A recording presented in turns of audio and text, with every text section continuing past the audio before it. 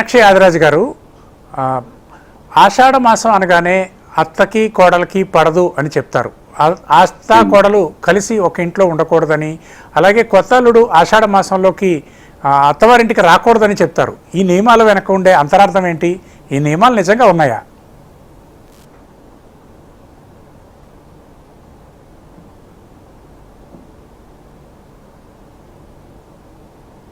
ఆషాఢ మాసంలో ఏవో గొడవలు వస్తాయి, అది కాదు ప్రాబ్లం ఇక్కడ.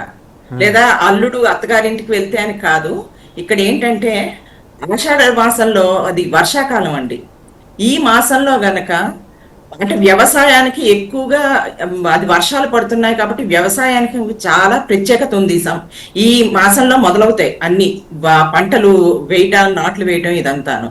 ఈ సమయంలో ఏంటంటే ముందుగా కొత్తగా పెళ్ళైన అబ్బాయి అంటే భార్య మీద ప్రేమతోటి ఇంట్లో ఎక్కువ ఉండకుండా, ఒకటి తన పని తను చూసుకునేందుకు వీలుగా అత్తగారింటికి కాకుండా సొంత ఇంట్లోనే ఉండమని అల్లుడిని చెప్తారు. ఒకటి. రెండు, ఈ సమయంలో కనుక కలిస్తే బిడ్డ పుట్టేది, అంటే గర్భం దాలిస్తే కనుక బిడ్డ పుట్టేది మంచి వేసవ కాలంలో పుడుతుంది. దాంతో ఏంటంటే ఆ వేసవ కాలంలో ఈ గర్భం అయ్యి ఉన్న ఈ బాలింత బలహీనరాలుగా ఉంటుంది. తర్వాత బిడ్డ, ఇద్దరికి కూడా వేసవకాలం కాస్త కష్టంగా గడుస్తుంది.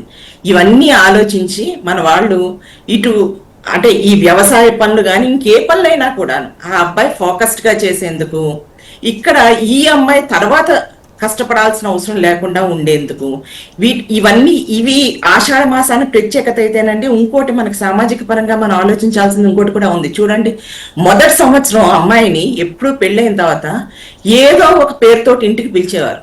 అంటే మొదటి పండగనో, ఇట్లా ఆషాఢ మాసం అనో, ఇంకోటో మొత్తానికి పిలిచేవారు. ఎందుకు? ఆ అమ్మాయి ఎప్పుడైతే అత్తారింటికి వెళ్ళిందో పుట్టింటికి వచ్చిన తర్వాత తన కష్టం సుఖం చెప్పుకునేందుకు ఉంటుంది. అదే ఒక సంవత్సరం అయిన తర్వాత అమ్మాయి అక్కడ అలవాటు పడిపోతుంది, గొడవ లేదు. కానీ మొదటి సంవత్సరంలో ఓ కష్టం వస్తే కానీ చెప్పుకోవడానికి, తల్లి దగ్గరికి రావడానికి, తల్లితోటి చెప్పుకోవడానికి అవకాశం మన వాళ్ళు కల్పించేవారు. ఇలా ఎన్నో రకాలుగా ఆలోచించి ఈ నియమాలు పెట్టారు. అంతేగాని అత్తా కోడలు కలిసి ఉంటే ఏదో అవుతుంది, లేదా అల్లుడు అత్తగారి ఇంటికి వెళ్తే ఏదో అవుతుంది కాదు.